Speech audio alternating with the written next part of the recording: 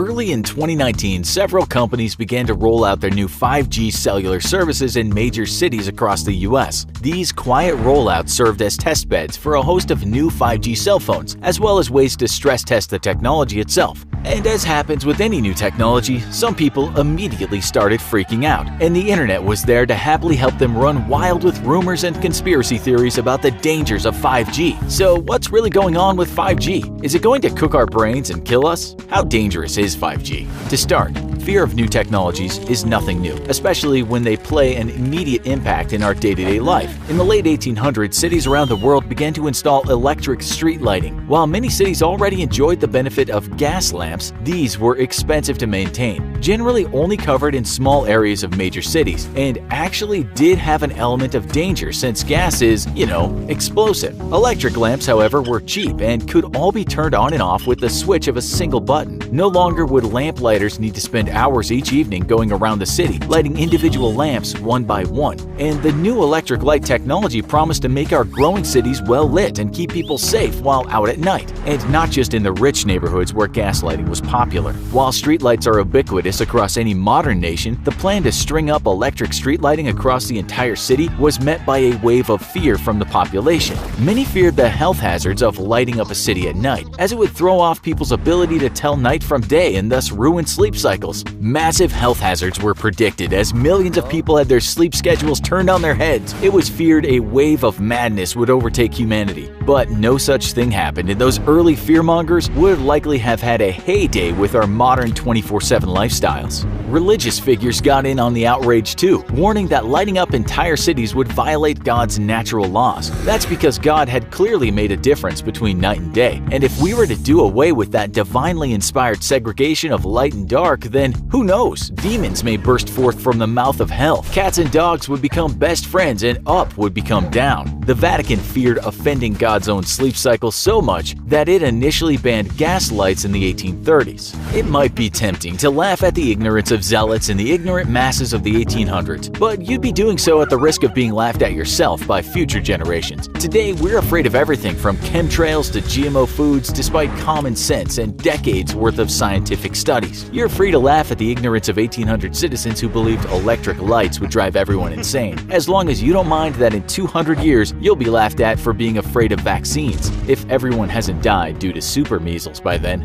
But of all the fears we have about our modern world, the latest to hit the internet and rumor mills around the world are fears over 5G cellular service. But what even is 5G? 5G is simply another evolution in wireless information transfer technology. 5G literally means fifth generation. But as opposed to previous generations, 5G operates at much higher frequencies than previously used. The higher frequencies allow 5G service to deliver greater packets of data, with the potential estimated to be up to 10 gigabytes per second. This could dramatically change our wireless world and promises to make everything from augmented and virtual reality to smart autonomous vehicles a fixture of our lives. Unfortunately though, as you increase the frequency of a carrier wave, its range is dramatically decreased, as is its ability to penetrate through solid objects like walls. This is why the military very often uses extremely low frequency bandwidths to transmit messages, most famously with its fleet of nuclear submarines, who use a global system of extreme low frequency transmitters to communicate with its boats from anywhere in the world.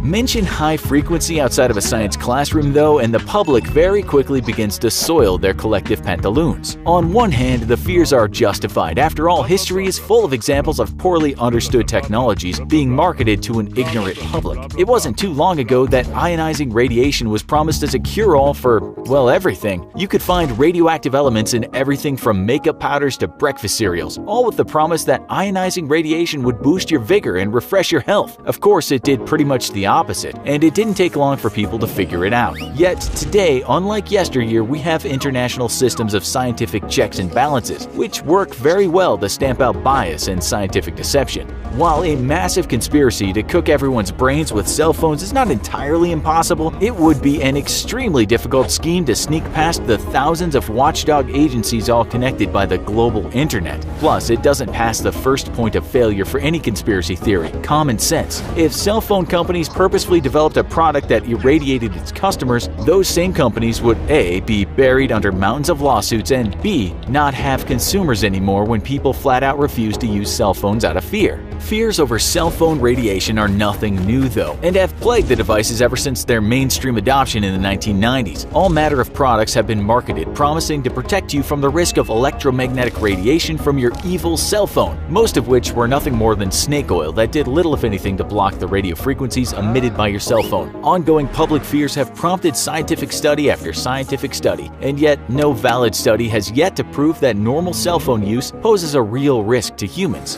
In fact, back when killing people with radio waves was something the Japanese were actually trying to do during World War II, the best they managed with extremely powerful modified radar dishes was to kill a rabbit at a distance of a few dozen feet, and even then only after 10 minutes and using an antenna several meters across and locking the rabbit up in a cage where it couldn't move. After much careful scientific study by our own infographics research staff, we were able to conclude that your phone is in fact far smaller than a 3-meter wide antenna, and you are far larger than a rabbit.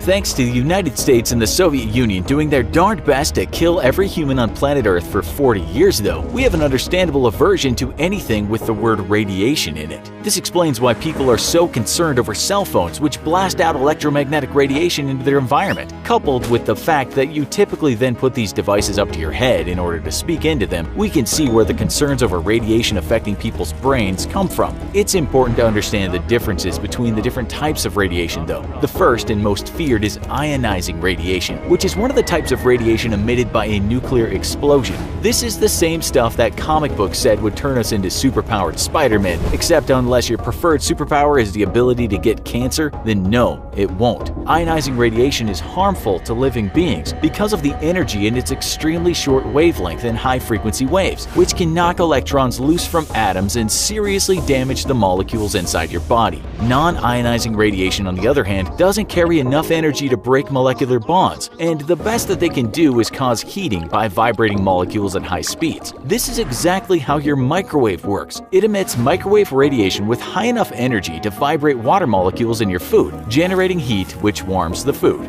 But with 5G using wavelengths similar to those in a microwave, how in the world could our cell phones not end up cooking our brains? The answer to that question has to do with power. A microwave can emit anywhere between 500 and 1000 watts of power, which actually is enough to kill if you were to crawl inside a giant microwave and turn on the popcorn setting, that is. It also emits this much energy continuously, while a cell phone only emits a few watts of power, and even this comes in short bursts. If you don't believe physics though, then you can believe the tests done on live animals to see how dangerous the electromagnetic radiation given off by the frequencies used by cell phones are. One 10-year study tracked colonies of mice and rats, which had their full bodies exposed to radio frequencies used by 2G and 3G cell services. The test subjects were exposed for 18 hours a day, in intervals of 10 minutes on and 10 minutes off, starting before they were even born while inside their mothers and lasting throughout the normal course of their lives. The power level of the RF radiation used ranged from above to slightly below permitted levels for cellular devices, and after a decade, the study found no direct correlation between RF radiation and ill health effects. Given the far less exposure humans are subjected to and the physical properties of 5G's very high-frequency waves, scientists have expressed little fear that 5G will be dangerous. For starters, the waves are so poor at propagating through objects and even just empty air that companies are forced to build mini towers every city block or so, and in consumer tests of 5G devices earlier this year, most lost service after getting only a few hundred feet away from them. This doesn't bode well for 5G waves trying to penetrate through the layers of your skin and skull in order to get to your defenseless brain and start cooking it. Nevertheless, we fully expect that fear-mongering and rumors will continue to spread as 5G rolls out around the world, and we also don't expect to be disappointed by the countless snake oil salesmen and their crazy inventions that promise to protect you from the evil cell phone radiation. Of course, we know that you know that this is exactly what we'd say if we were in fact part of a major conspiracy and in the pocket of all the major cell phone carriers and manufacturers, which is why we encourage you to do your own research into the difference between ionizing and non-ionizing radiation. But we're also happy if you don't think we're in fact part of a conspiracy by aliens from the Zeti Reticuli system to secretly cook all your delicious brains with radio waves so as to make them the perfect temperature and consistency for harvesting. Do you plan on buying a 5G cell phone? What do you think about them building mini cell towers everywhere? Let us know in the comments. And as always, if you enjoyed this video, don't forget to like, share, and subscribe for more great content.